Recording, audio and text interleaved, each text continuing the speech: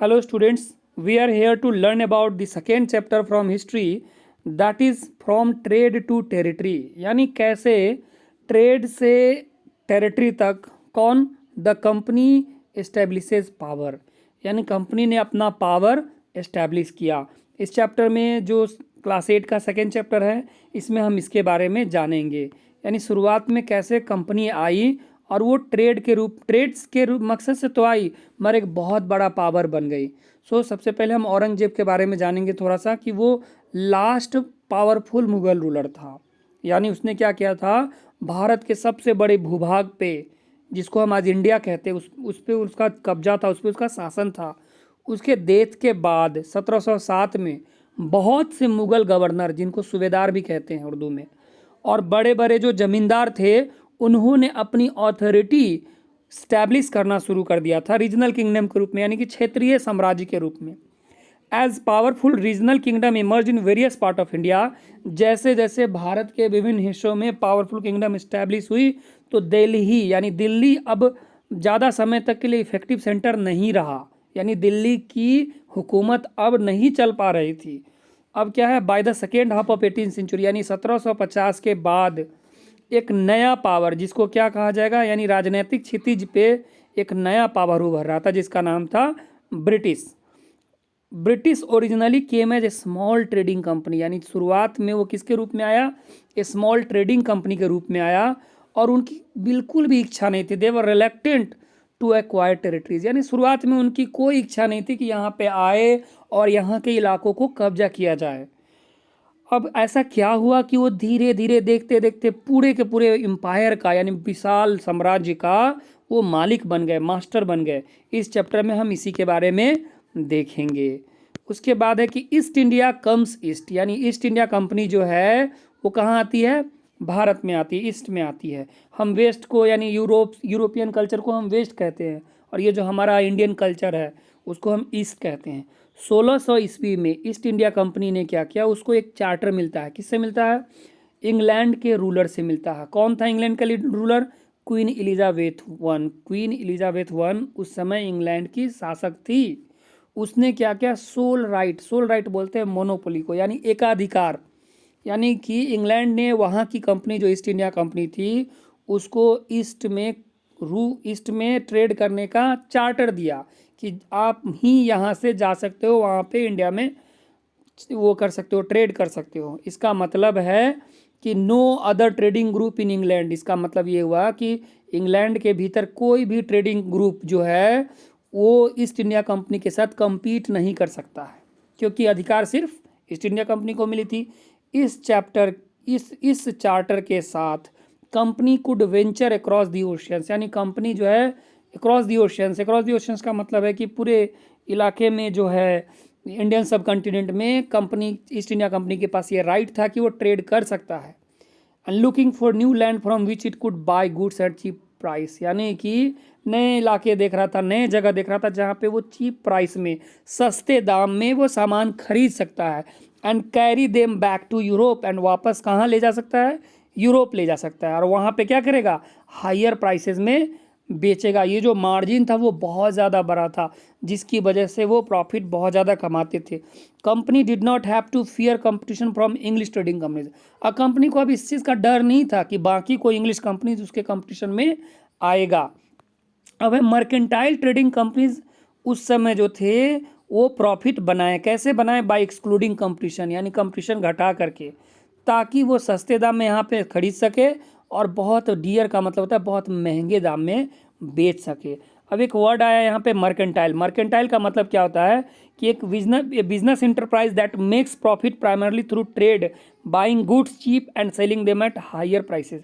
यानी वैसा business group जो कि प्रॉफिट बनाता है, कैसे, व्यापार के जरिए सामान को बहुत सस्ते दाम में खरीद करके और बहुत ज़्यादा महंगे दाम में बेच करके ऐसे प्रॉफिट कमाता हो।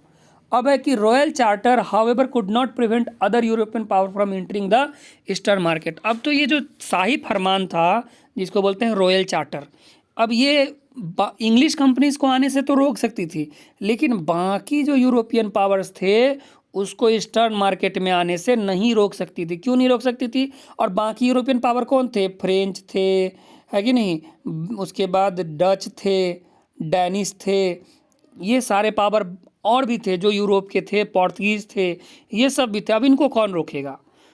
इस दौरान क्या होता है कि पहला इंग्लिश शिप जो होता है, अंग्रेजी जहाज, sail down the west coast of Africa round the Cape of Good Hope and cross the Indian ocean.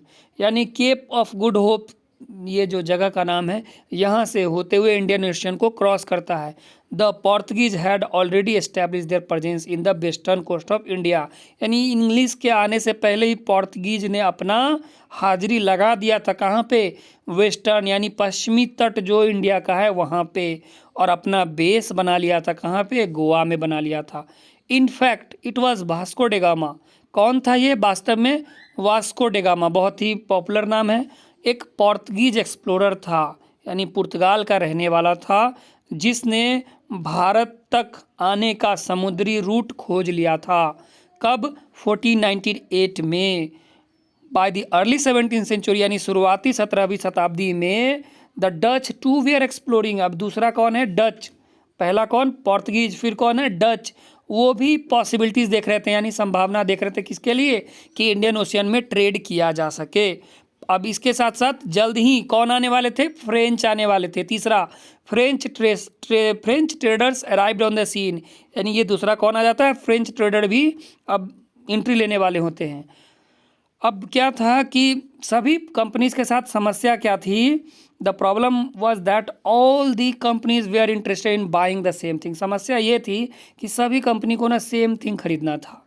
और fine qualities of cotton and silk, यानी कि जो यहाँ का भारत का जो कॉटन और सिल्क था उसका ना यूरोप में बहुत बड़ा मार्केट था। जैसे यहाँ से कौन कौन सामान जाते थे? पेपर, क्लोव्स, कार्डेमम, सिनेमम, इनका भी बहुत ज़्यादा डिमांड था वहाँ पे यूरोप में। ज़्यादातर जो कंपटीशन था वो किन के बीच में था? यूरोपियन कंपनीज के बीच में था, जिसकी वजह से क्या हुआ कि प्राइसेस यानी दाम जो थे, है ना, inevitably pushed up the prices eight which these goods could be purchase and this reduce the profit that could be earned. अब एक सामान के बहुत दावेदार हो जाएंगे, खरीदार हो जाएंगे, तो नेचुरली उसका दाम बढ़ जाएगा। So the only way the trading companies could flourish was by eliminating. यानी एक ही चीज़ था जिसके ज़रिए जितने भी ट्रेडिंग कंपनीज थे वो मतलब प्रॉफिट कमा सकते थे। वो क्या था कि कंपटीटर को, राइवल कंपटीटर यानी जो प्रतिद्वंदी थे, उनको हटाया जा रहा है रास्ते से। यानी उनको हटा करके ही प्रॉफिट कमाया जा सकता, और कोई तरीका नहीं था, क्योंकि सामान उतना ही था और वही था, मगर खरीदार बढ़ गए थे, 4-5 बढ़ गए थे। अब ये ट्रेड को यानी व्यापार को सिक्योर करने की वजह से क्या हुआ कि ट्रेडिंग कंपनीज के बीच में बहुत बड़ा युद्ध छिड़ गया, संघर्ष छिड़ गया। 17वीं और 18वीं शताब्दी के दौरान उन्होंने क्या किया? एक दूसरे का जहाज़ डुबाना स्टार्ट किया, एक दूसरे का रास्ता रोकना स्टार्ट किया, और उन्होंने जो भी उनका दुश्मन जहाज़, यानी अगर फ्रेंच का दुश्मन ब्रिटिश हो गया, ब्रिटिश का डानिश हो गया, दानिश का फिर कोई और हो गया, पोर्तुगीज हो गया, पोर्तुगीज का इंग्लिश हो गया, इस तरह से क्या किया उन्होंने? एक दूसरे का जहाज़ डुबाना, रास्ता ब्लॉक करना, सामान लूटना, ये स्टार्ट कर दिया। अब व्यापार जो होता था वो आर्म्स यानी हथियार के साथ होता था।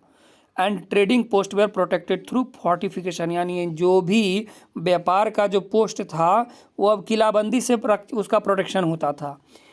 ये जो फोर्टिफाई करने का यानी किलाबंदी करने का, जितने भी सेटलमेंट थे उसकी किलाबंदी करने का जो प्रयास था वो प्रॉफिटेबल हुआ बाद में, और इसकी वजह से बहुत ही तीव्र झंझट वहाँ के लोकल रूलर से, क्योंकि बाहर का आदमी आकर के यहाँ पे कंपाउंड घेर रहा है तो यहाँ के रूलर्स को तो प्रॉब्लम होगा ही, और कंपनी को बहुत मुश्किल होती थी ट्रेड को पॉलिटिक्स से दूर करने में। अब देखते हैं कि हुआ क्या। अब सबसे पहला लोचा कहाँ पे होता है? ईस्ट इंडिया कंपनी का बंगाल में होता है। अब ईस्ट इंडिया कंपनी ने कहाँ पे ट्रेड करना स्टार्ट किया? बंगाल में स्टार्ट किया। तो पहला जो इंग्लिश फैक्ट्री यानी अंग्रेजों की जो पहली फैक्ट्री थी वो सबसे पहले रिवर हुगली यानी हुगली नदी के किनारे, कब? 1691 में, 1651 में स्टार्ट होती है। ये वो बेस था जहाँ से कंपनी के जो व्यापारी थे, जिनको उन समय क्या कहा जाता था? फैक्टर्स कहा जाता था। है कि नहीं, वहाँ से ऑपरेट होते थे। फैक्ट्री के पास एक वेयर हाउस था, जहाँ पे, जिसको गोदाम कहते हैं, वेयर गुड्स वेयर स्टोर्ड, यानी कि सामान वहाँ पे रखा जाता था। And it had offices where were company officer set, और वो कंपनी का अपना ऑफिस हुआ करता था जहाँ पे अधिकारी बैठते थे। धीरे धीरे क्या हुआ कि ट्रेड एक्सपेंड हुआ, व्यापार फैला, और कंपनी ने क्या किया, कंपनी ने मर्चेंट्स को मनाना स्टार्ट किया। यानी कि धीरे धीरे व्यापार फैला और कंपनी ने मर्चेंट्स और ट्रेडर्स को मनाना स्टार्ट किया और फैक्ट्री के पास में ही सेटल हो गए। 1696 तक क्या हुआ, उन्होंने धीरे धीरे अपना किला बनाना स्टार्ट किया अपने आवास के ही पास में। 2 साल बाद Mughal it bribed Mughal officials into giving the company zamindari right. उन्होंने क्या किया, धीरे धीरे मुगल अधिकारी को घूस देना स्टार्ट किया, रिश्वत देना स्टार्ट किया कि अब क्या करे, मुगल उनको कंपनी को क्या दे दे, जमींदारी राइट दे दे, यानी कंपनी को जमींदारी राइट दे दे, जमींदारी का अधिकार दे दे। किसका, 3 विलेज का, सिर्फ 3 गांव का। इनमें से एक क्या था, कालीकट था, है ना, जो कि बाद में कलकत्ता बना या कोलकाता आज हम जानते हैं। It also persuaded the Mughal emperor, उस समय ये जाकर के किसके पास गए थे, मुगल एम्पेरर, मुगल शहंशाह औरंगजेब के पास भी गए थे, है कि नहीं। किस लिए, तो उनके द्वारा फरमान इशू करवाने के लिए कि आप ना कंपनी को ड्यूटी फ्री ट्रेड करने का अधिकार दे दो। फरमान क्या था, रॉयल एडिक्ट था, एक शाही फरमान जिसको बोलते थे, शाही आदेश। कंपनी ने क्या किया, they tried continuously to press for more concession and manipulate existing privileges, यानी ईस्ट इंडिया कंपनी ने निरंतर ये कोशिश की कि उनको ज़्यादा छूट मिले, और उन्होंने क्या किया, मैनिपुलेट करना शुरू किया, किसको, जो पहले से एग्जिस्टिंग प्रिविलेजेस थे उसको मैनिपुलेट करना स्टार्ट किया, औरंगजेब के फरमान को मैनिपुलेट करना स्टार्ट किया। For instance they had granted only the company right to duty free, उनको, but officials of the company who were carrying on private trade on the side were expected to pay duty. This they refused to pay, causing an enormous loss of revenue for Bengal. अब ये नहीं पे कर रहे थे, जो इनको duty ये टैक्स देना पड़ रहा था, ये नहीं पे कर रहे थे, इसकी वजह से बंगाल को बहुत बड़ा रिवेन्यू का लॉस हुआ। अब कैसे, बंगाल का जो नवाब था मुर्शिद कुली खान, अब ये कैसे ना विरोध करता, इतना बड़ा घोटाला हो गया, इतना बड़ा नुकसान हो गया, अभी विरोध कैसे नहीं करता। अब ये जो आप पिक्चर देख रहे हैं, इसमें क्या है, लोकल बोट्स, यानी जो साइड से कंपनी के जो अधिकारी थे अपना व्यापार कर रहे थे बिना किसी आदेश का, चोरी छुपे। अब ये लोकल बोट से क्या कर रहे हैं, शिप से, मद्रास से, है ना, मद्रास में, वहाँ से लोकल बोट से सामान का व्यापार कर रहे हैं। ये प्रिंट है उस समय का। अब है कि अब ट्रेड की वजह से, how trade led to battles, trade तो चलो ठीक था, अब ट्रेड के बाद बैटल का प्रॉब्लम कैसे आया, कैसे ट्रेड बैटल का रूप ले लिया, यानी करने व्यापार आए थे, अब लड़ाई करनी पड़ गई। शुरुआती 18वीं शताब्दी में कंपनी और बंगाल के नवाब के बीच में झंझट था, ये धीरे धीरे बहुत बढ़ता गया, और औरंगजेब के डेथ के बाद, उनकी मृत्यु के बाद, बंगाल के जो नवाब थे उसने पावर और ऑटोनॉमी, यानी कि पावर और स्वायत्ता, उस पर जोर दिया, और बाकी जो रीजनल पावर थे इस समय, जैसे कि मुर्शिद कुली खान, उसको कौन फॉलो कर रहा था, अली वर्दी खान, और फिर उसके बाद सिराजुद्दौला, कौन था, बंगाल का नवाब था। Each one of them was a strong ruler, इनमें से सभी क्या थे, बहुत ही मजबूत शासक थे। उन्होंने कंपनी को कंसेशन देना मना कर दिया। उन्होंने क्या किया कि they demanded large tribute for the company right to trade, इन्होंने पहले की अपेक्षा ज़्यादा डिमांड की कि अगर तुमको व्यापार करना है तो ज़्यादा देना पड़ेगा पहले इसकी अपेक्षा। Denied it any fortification any right to mint coins, और क्या था, सिक्का छापने का या सिक्का बनाने का भी अधिकार रोक दिया, और उसने मतलब कि किलाबंदी भी नहीं कर सकते हो कोई, इस तरह के फरमान जाहिर हुए। उसके बाद accusing the company of deceit, यानी कंपनी को दोषी ठहराया गया ठगी का।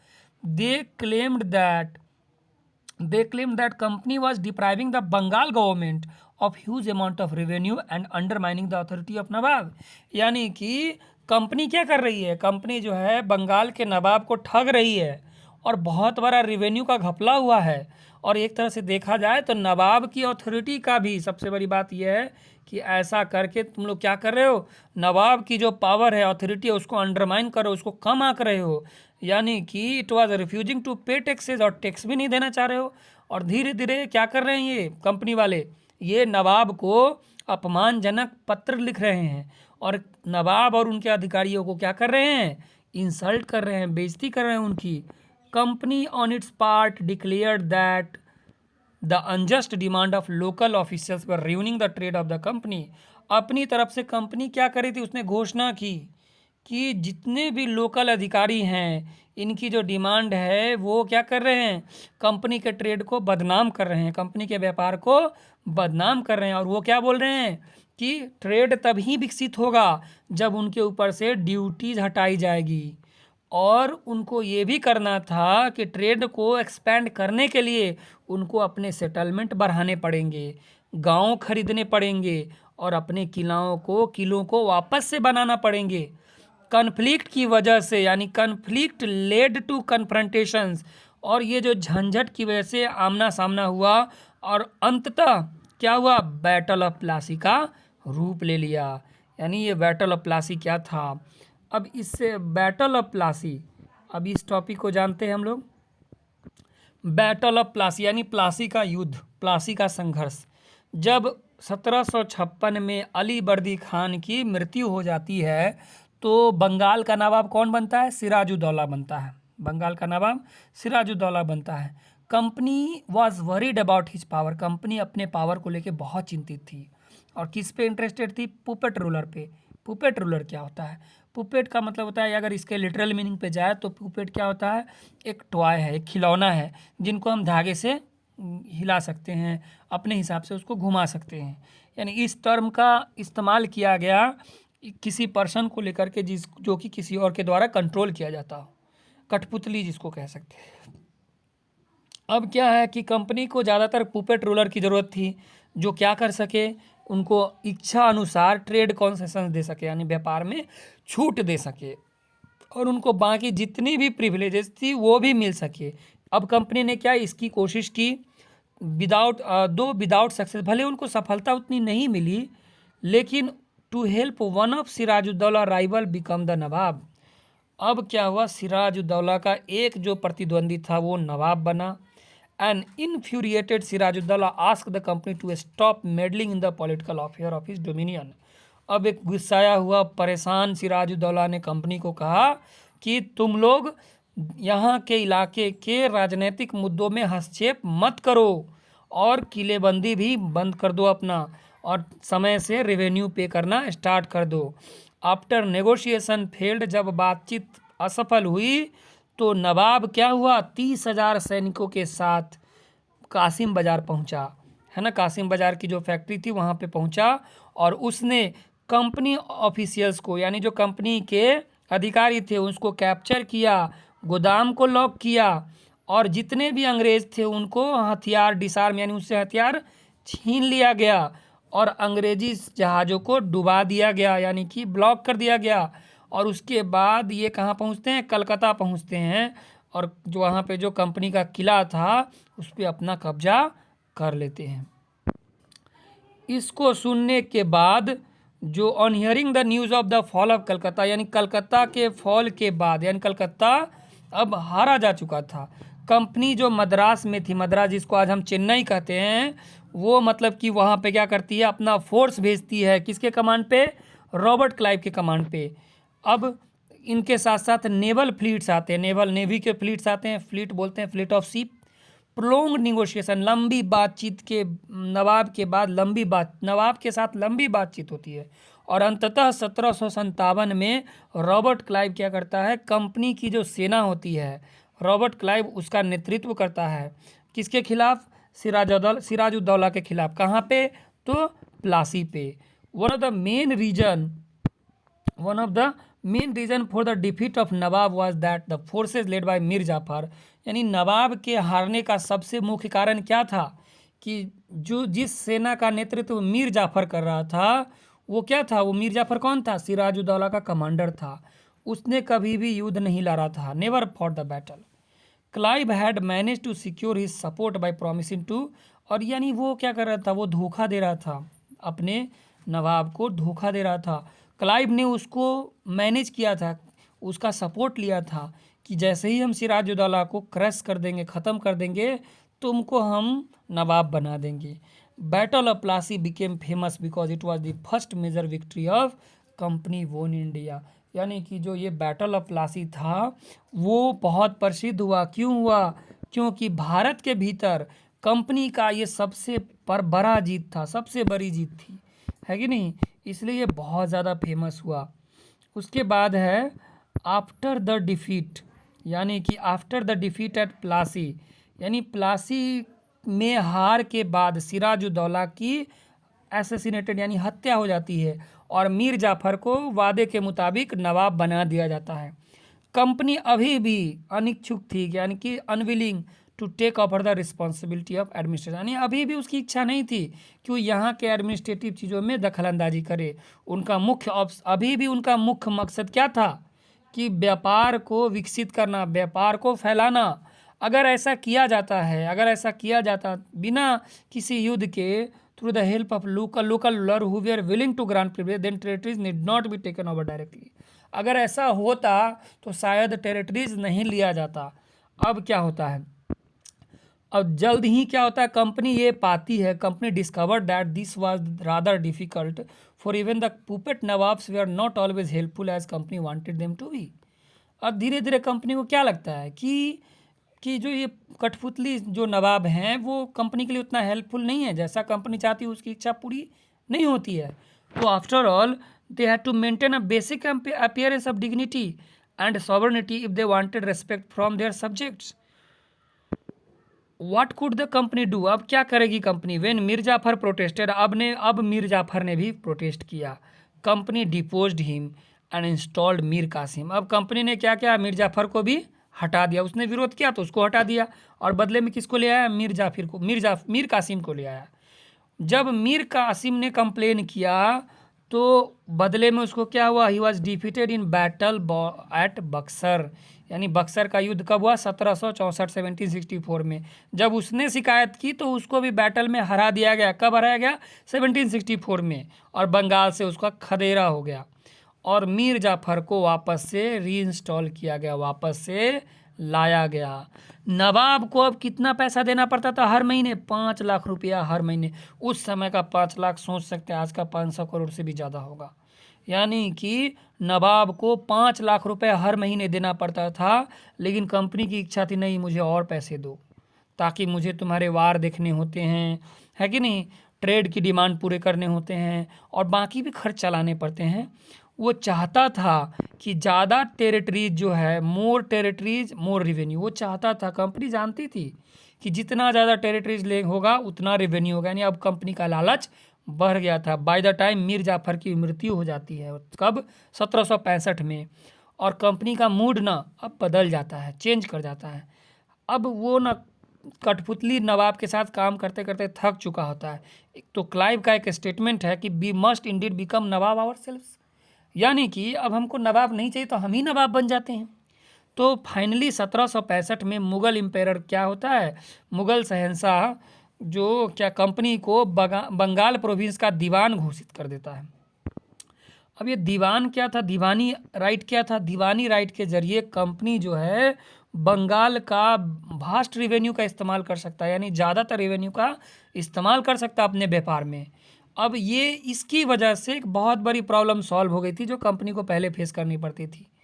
From the early 18th century its trade with India had expanded, यानी कि शुरुआती 18वीं शताब्दी से इंडिया के साथ उसका ट्रेड अब पहले के मुकाबले बहुत ज़्यादा फैल गया था और उसको उसने भारत के अंदर बहुत सारा सामान खरीदना स्टार्ट कर दिया।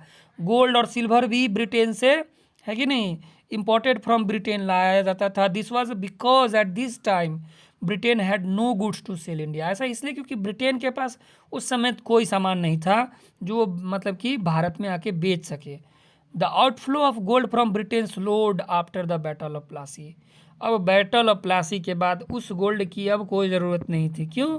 क्योंकि अब बिना पैसा यहाँ से सामान ले जा रहे थे, कोई ज़रूरत नहीं है। Now revenues from India could finance company expenses. अब कंपनी को जो खर्च लगता था वो भी खर्च रिवेन्यू का ही इस्तेमाल से होता था। These revenues could be use to purchase cotton and silk textile in India. अब इन रिवेन्यू का इस्तेमाल किसके लिए होता था? भारत के ही भीतर, यानी भारत का रिवेन्यू है और भारत के भीतर जितने भी सिल्क टेक्सटाइल है, कॉटन टेक्सटाइल है, उसको भारत के ही पैसे से खरीदो और यहाँ से भेजने का भी खर्च भारत के ही रिवेन्यू से उठाओ।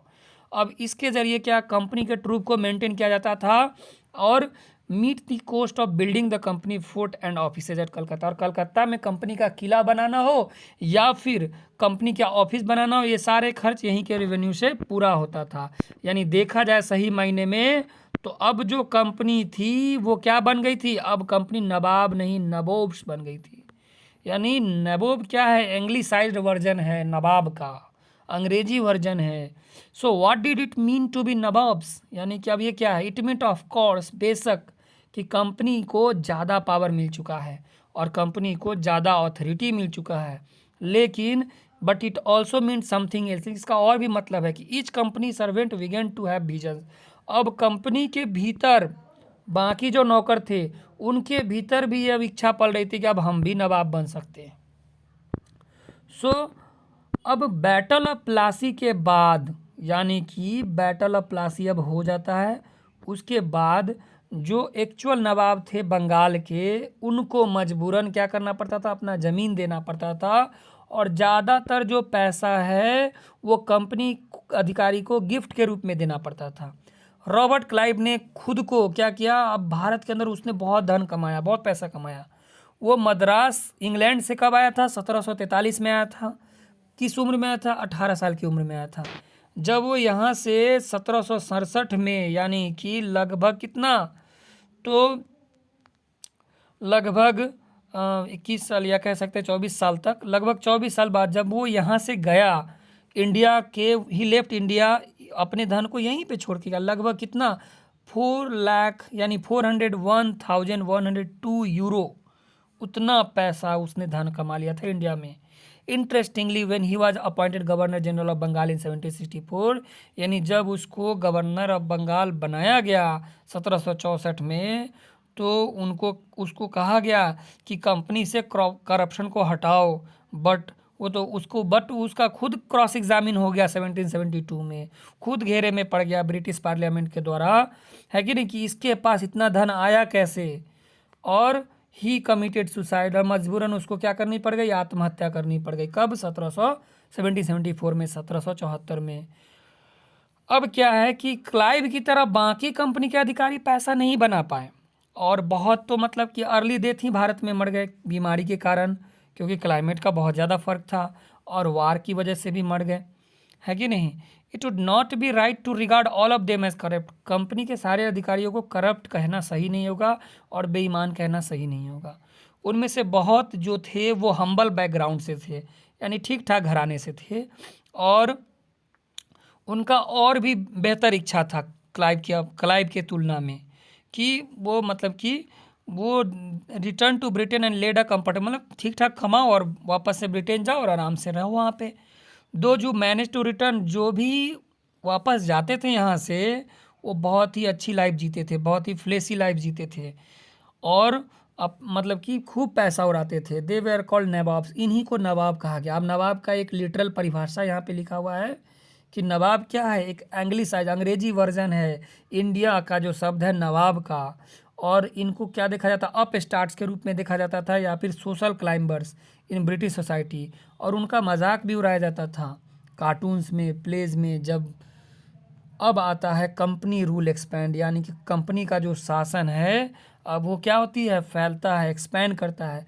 अगर हम इंडियन स्टेट्स के एनेक्सेशन को, यानी इंडियन स्टेट्स पे जो कब्जा चल रहा था उसको अगर हम समझते हैं कब से कब तक, 1757 से 1857 तक, तो कुछ चीज़ें हमारे सामने आएगी कि कंपनी ने कभी भी शायद ही डायरेक्ट मिलिट्री अटैक, मतलब कि डायरेक्ट मिलिट्री अटैक किया हो किसी भी किले पे। बदले में उसने बहुत सारे पॉलिटिकल, इकोनॉमिक और डिप्लोमेटिक, यानी राजनीतिक, आर्थिक और द्विपक्षीय, यानी कि कूटनीति अपनाई अपने इन्फ्लुएंस को साबित करने के लिए। किसी भी किंगडम को हथियाने के लिए उसने डायरेक्ट मिलिट्री अटैक शायद ही किया हो, बदले में उसने राजनीतिक, आर्थिक और कूटनीति अपनाई। बैटल ऑफ बक्सर के बाद, यानी जो बैटल ऑफ बक्सर युद्ध हो जाता है उसके बाद 1764 में कंपनी ने भारत के भीतर अपने रेजिडेंट्स यानी उसको नियुक्त करना स्टार्ट कर दिया। अब ये कौन थे? वो पॉलिटिकल और कमर्शियल एजेंट थे, यानी कि अब कंपनी ने धीरे धीरे, पहले तो व्यापार के लिए उनको आदमी भेजना पड़ता था, अब कंपनी को कमर्शियल एजेंट्स या पॉलिटिकल एजेंट को भी भेजना पड़ता था। उनका काम क्या था? सेवा करना और मतलब कि कंपनी की जो इंटरेस्ट है उसकी रक्षा करना। रेजिडेंट के जरिए कंपनी अधिकारी जो थे वो धीरे धीरे इंडियन स्टेट्स के राजनीतिक या आंतरिक मुद्दों में हस्तक्षेप करना शुरू कर दिए थे। उन्होंने ये डिसाइड करना स्टार्ट कर दिया था कि कौन गद्दी पे बैठेगा और किसको एडमिनिस्ट्रेटिव पोस्ट मिलेगा। कभी कभी तो कंपनी के जो अधिकारी थे, यानी कंपनी ने मजबूरन स्टेट्स को यानी राज्यों को सब्सिडरी अलायंस में झोंक दिया। अब ये शब्द क्या है, बहुत इंपॉर्टेंट है ये। सब्सिडरी अलायंस क्या है कि according to the terms of this alliance, यानी इसके ज़रिए इस अलायंस में क्या होता है कि इंडियन रूलर्स को अपना इंडिपेंडेंट आर्म फोर्स नहीं रखना है, यानी कोई भी भारतीय शासक अपना स्वतंत्र सेना नहीं रख सकता है। यानी उसकी रक्षा कौन करेगा? कंपनी को करेगी। यानी थोड़ा थोड़ा इसको हम प्राइवेटाइजेशन से जोड़ सकते हैं, इसको हम बाद में एक्सप्लेन करेंगे। बट बदले में क्या करना होगा? कंपनी को सब्सिडरी, बदले में हैड टू पे फॉर द सब्सिडरी फोर्स, यानी कि जो रूलर है उसको सब्सिडरी फोर्स के लिए पे करना पड़ेगा, पैसा देना होगा। Company was suppose to maintain for the purpose of this protection, यानी आप कंपनी को पैसा दोगे तो कंपनी आपकी रक्षा करेगी। अगर भारतीय शासक इसको पूरा करने में असफल होते हैं, पेमेंट देने में असफल होते हैं, तो उनका जो टेरिटरी है वो पेनाल्टी के रूप में ले लिया जाएगा। उदाहरण के तौर पे रिचर्ड बेल्सली जब गवर्नर जनरल बना 1798 से लेकर के 1805 में, तो अवध का जो नवाब था उसको मजबूरन अपना आधा टेरिटरी देना पड़ा कंपनी को। कब? 1801 में, क्योंकि वो सब्सिडरी फोर्सेस को पे करने में असफल हो गया था। हैदराबाद को भी, दूसरा एग्जांपल है हैदराबाद का, उसको भी अपना टेरिटरीज देना पड़ गया सिमिलर ग्राउंड्स पे, इसी रूल पे। इसके बाद आती है इंपॉर्टेंट स्टोरी टीपू सुल्तान की। टीपू सुल्तान कौन था? टाइगर ऑफ मैसूर था, है कि नहीं? तो टीपू सुल्तान जो टाइगर ऑफ मैसूर था, जब कंपनी ने डायरेक्ट मिलिट्री कन्फ्रंटेशन यानी डायरेक्ट उसका सैन्य सामना हुआ, तो उसने मतलब अपने पॉलिटिकल और इकोनॉमिक इंटरेस्ट पे हमला देखा। अब इसको हम समझ सकते हैं, सदर्न स्टेट ऑफ मैसूर के स्टेट की कहानी को हम समझते हैं। मैसूर में क्या हुआ? मैसूर आज का कर्नाटका कह सकते हैं। मैसूर का स्ट्रेंथ, ताकत बढ़ता जा रहा था, किसके नेतृत्व में? हैदर अली के नेतृत्व में। कब से? उसने 1761 से लेकर के 1782 तक शासन किया। उसका फेमस यानी उसका भी बेटा यानी टीपू सुल्तान 1782 से 1799 तक शासन किया। Mysore controlled the profitable trade of the Malabar coast. Mysore ने ये प्रॉफिटेबल ट्रेड किसका? मालाबार कोस्ट का कंट्रोल किया, जहाँ पे कंपनी ने क्या किया? पेपर और कार्डमम है ना खरीदा। और 1785 में टीपू सुल्तान ने ये जो सैंडलवुड, पेपर और कार्डमम की जो एक्सपोर्ट थी उसको रोक दिया, है ना, अपने साम्राज्य के जितने भी बंदरगाह थे वहाँ से रोक दिया, और लोकल मर्चेंट को कंपनी के साथ व्यापार करने से रोक दिया। उसने एक क्लोज यानी कि ही एस्टैब्लिश्ड अ क्लोज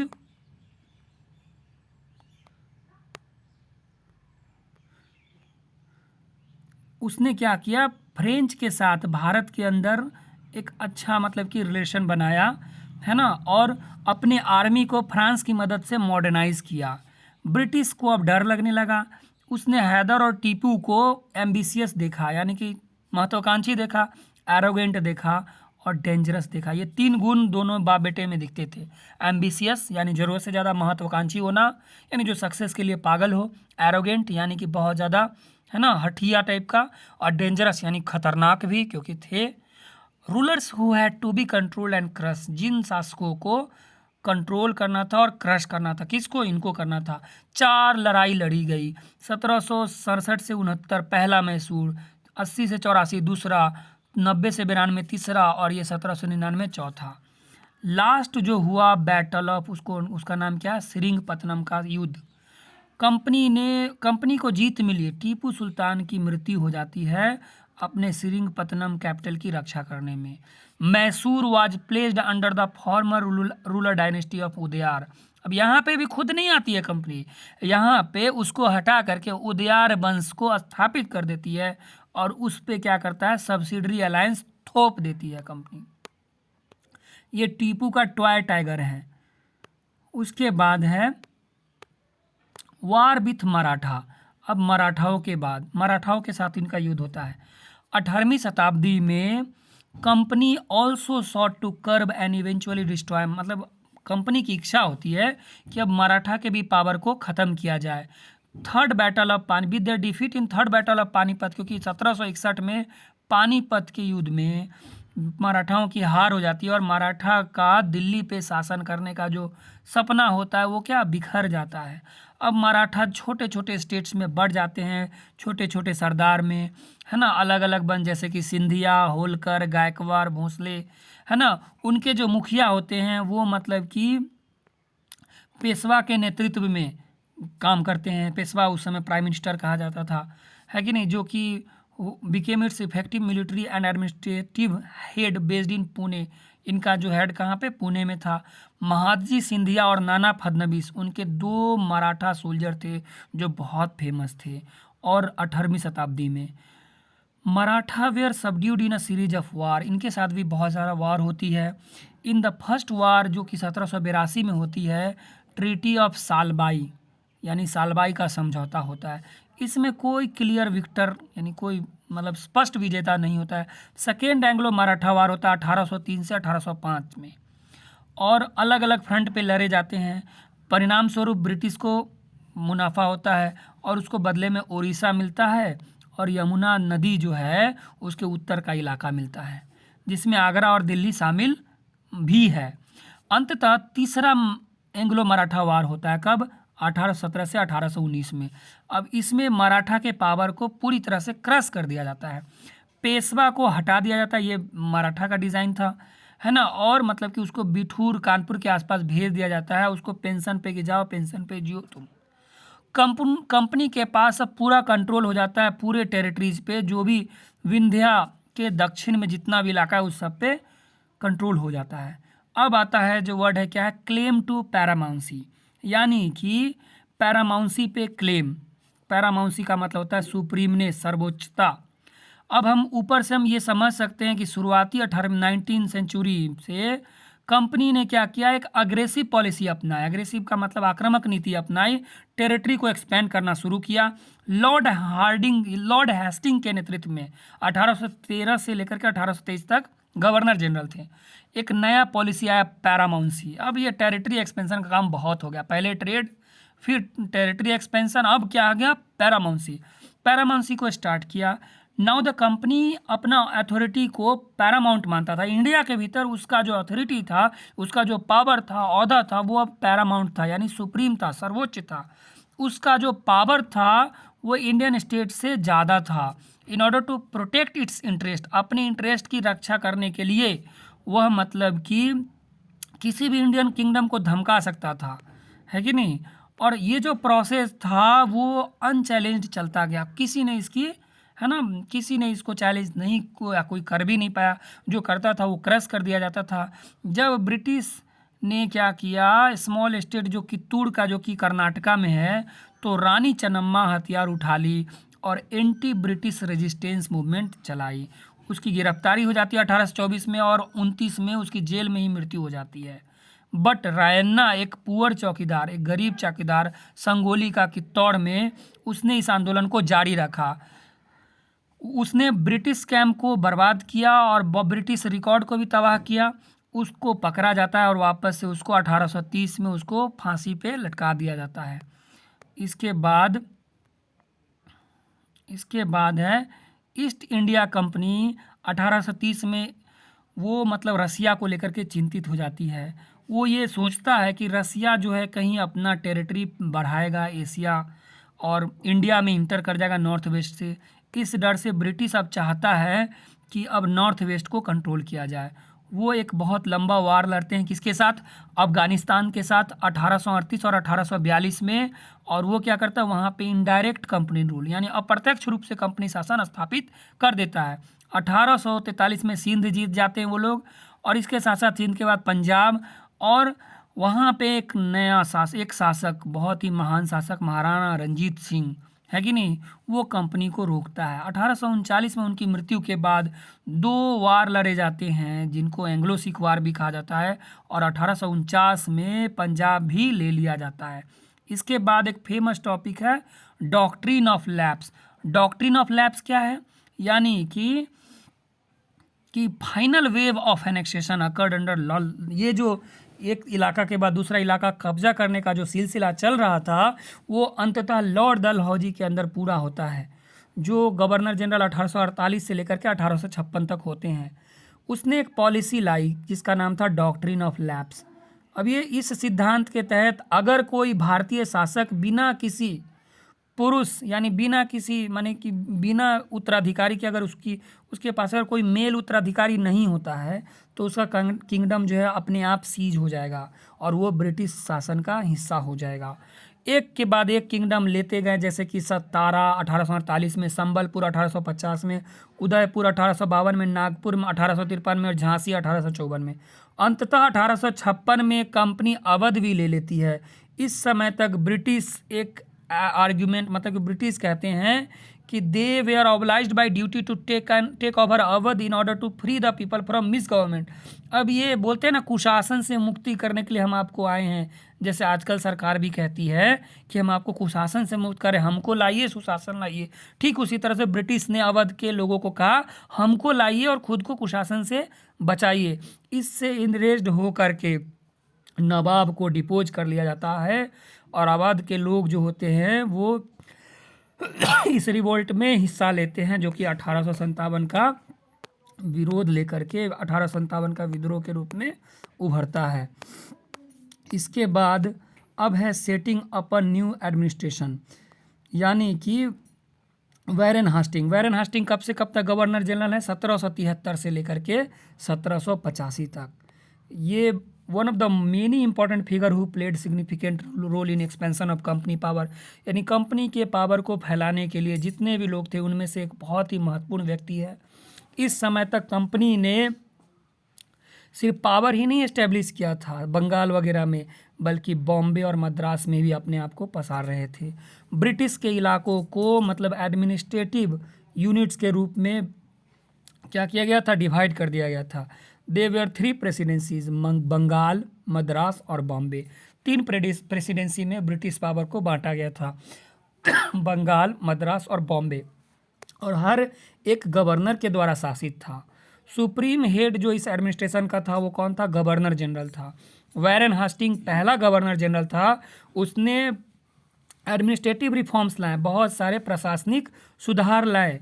किस क्षेत्र में? न्याय के क्षेत्र में।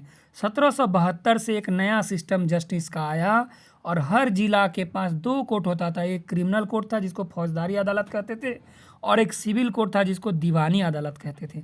मौलवी और हिंदू पंडित वहाँ पे कानून को समझते और प्रैक्टिस करते थे। और district collector, European district collector, जो कि उनका प्रेसिडेंट मतलब उनको प्रेसाइड करता था सिविल कोर्ट में। क्रिमिनल कोर्ट जो थे अब काजी के अंदर था और मुफ्ती के अंदर था, मगर उनको सुपरवाइज कौन कर रहा था? कलेक्टर कर रहा था। अब जब वैरेन हास्टिंग वापस से 1785 में इंग्लैंड चल जाता है, तो ये एडमंड बुर्के है ना, वो एक पर्सनालिटी है जो कि बंगाल में मिस गवर्नमेंट के लिए रिस्पॉन्सिबल है। अब उसकी इम्पीचमेंट प्रोसीडिंग हो रही है पार्लियामेंट में, दैट लास्टेड 7 ईयर, जो कि 7 सालों से चल रहा है। उसका एक सीन है यहाँ पर। मेजर प्रॉब्लम was that ब्राह्मण पंडित gave different interpretation of local laws based on different schools of the धर्मशास्त्र। एक सबसे बड़ी समस्या क्या थी? ब्राह्मण पंडित जो थे वो लॉज को लेकर के अलग ही मतलब कि कहानी रखते थे जो धर्मशास्त्रों में था। अब 1775 में यूनिफॉर्मिटी लाने को ले यानी एकात्मकता लाने के लिए क्या हुआ, 11 पंडितों को बुलाया गया और बोला कि आप ना हिंदू लॉ लिखिए, हिंदू कानून क्या होना चाहिए, आप लोग इकट्ठ होकर के एक कानून लिखिए। ये तरह तरह के कानून नहीं चल सकते हैं, 11 लोगों का 11 मत नहीं चल सकता है।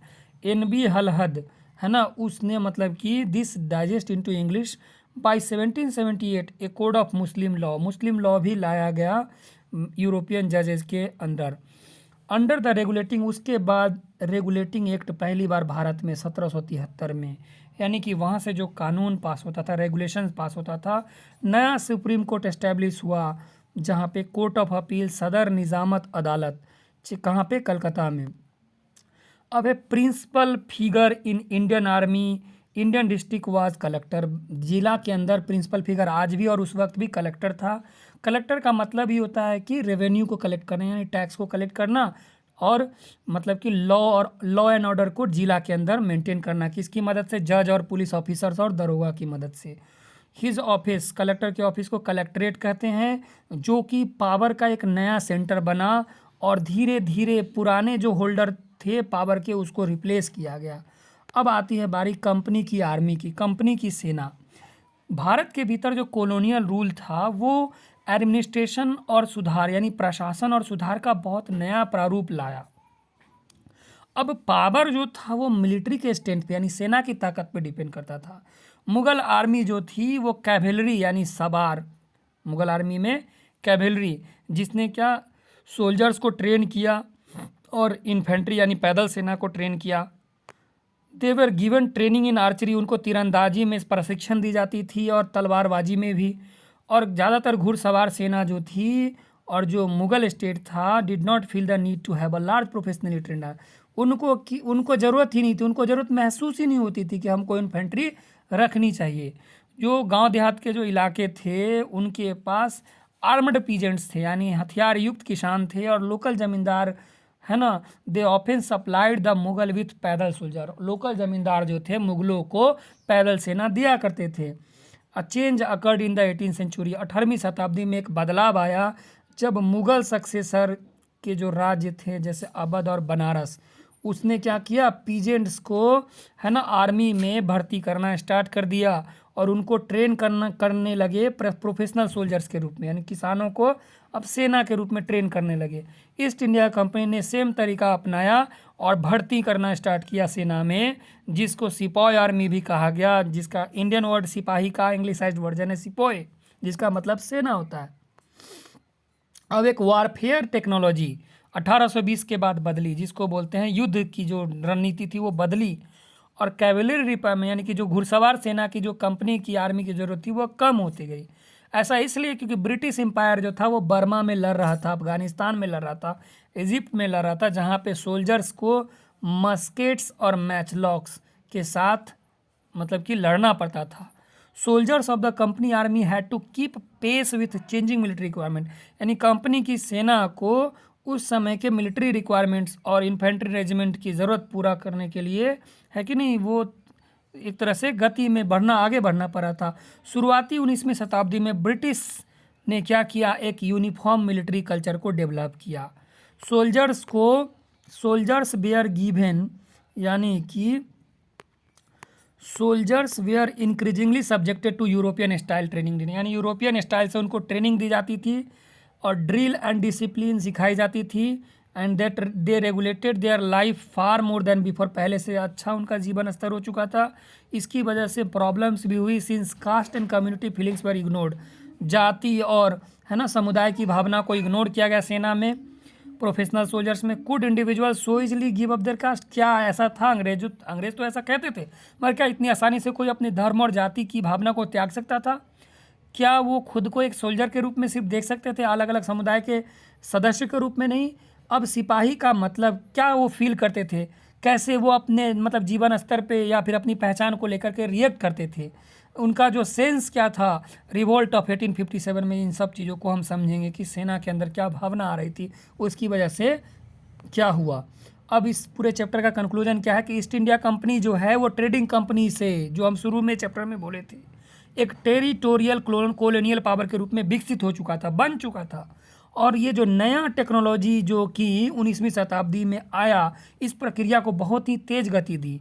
अब क्या है कि 6 से 8 महीने के बीच में, है ना, अब इंडिया सी के ज़रिए आया जा सकता था। Steam ships reduce the journey. अब जो स्टीम इंजन की वजह से, स्टीम शिप्स की वजह से, है ना, वो जो यात्रा का जो समय था, अब क्या था, वो कम गया था। ब्रिटिशर्स एंड देयर फैमिलीज, वो भी अब इंडिया आते थे घूमने। और 1857 तक कंपनी जो थी उसने अपना डायरेक्ट रूल जो है भारत के 63% इलाके पे और 78% पॉपुलेशन पे कब्जा कर लिया। भारतीय उपमहाद्वीप के 78% जनसंख्या और 63% क्षेत्रफल पर एक कब्जा कर लिया। Combined with indirect influence on remaining territory and population of country, East India Company virtually the whole of India under its control. धीरे धीरे प्रत्यक्ष अप्रत्यक्ष रूप से पूरे भारत को ईस्ट इंडिया कंपनी ने अपने कब्जे में ले लिया। This is all about this chapter 2। I hope this chapter went nicely as compared to the previous chapter, and this is again very important for your exams like state PCS and UPSC exam also. This will become a base for these exams. So that's all. Thank you and have a nice day.